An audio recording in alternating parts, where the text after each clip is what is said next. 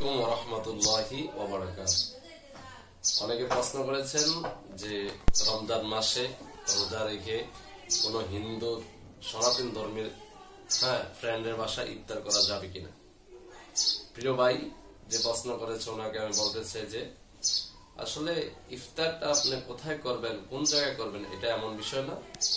আপনি ইফতারটা কি দিয়ে করতেছেন এই বিষয়টা দেখার বিষয় হচ্ছে। আমরা অনেকে প্রশ্ন করি যে আমরা সারাদিন রোজা রেখে পবিত্র এই রমজান মাসে আমরা রোজা রেখে কিভাবে হিন্দু বাড়িতে যে আমরা ইফতার করব।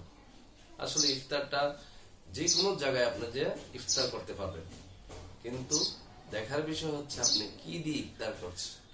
আপনি আপনার বন্ধুর বাসায়, সনাতন ধর্মী হিন্দুর বাসায় যে আপনি যে ইফতারটা করতেছেন এটা কি হালাল, কি দিয়ে খাচ্ছেন, এই কারণে আমরা এই জিনিসগুলো খেয়াল করব।